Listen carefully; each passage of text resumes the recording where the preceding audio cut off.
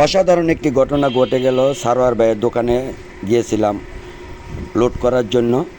তখন সারোয়ার ভাই বলল যে দেখেন এখানে একটা টিকটিকি আসবে পানি খাওয়ার জন্য। টিকটিকিটা নাকি প্রতিদিন একই টাইমে এসে ওনার এই টাকা গোনার পানি রাখার পাত্র থেকে পানি খেয়ে থাকে। এই যে দেখেন টিকটিকিটা এসে গেছে। এই যে দেখেন টিকটিকিটা মনের আনন্দে কি সুন্দর করে পানি পান করছে, দেখে আমার কাছে খুবই ভালো লাগলো।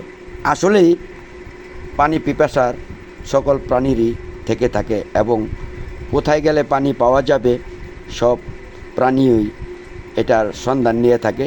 তেমনিভাবে সারোয়ার ভাইয়ের এই পানির ভাণ্ড থেকে প্রতিদিন একই টাইমে নাকি এই টিকটিকিটা আসে পানি খাওয়ার জন্য। এই যে দেখেন সে এটার থেকে পানি খাইতেছে। এখন কি চলে যাবে কি না দেখা যাক, না আবার আসে বলা যায় না।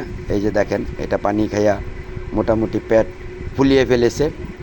এটা পানি খেয়ে ভাবতেছে এখন কি করবে। এই যে দেখেন এই যে সে আবার মনে হয় পানি খাবে। এই যে দেখেন আবার আস্তে আস্তে পানি খাওয়ার জন্য। হ্যাঁ, হয়তো বান্ডটাতে পানি কম, সেই জন্য হয়তো খাইতে অনেক দেরি হচ্ছে। এই যে সারোয়ার ভাই আবার একটু পানি দিল। এই যে পানি দেওয়ার পরে এটা চলে গেল।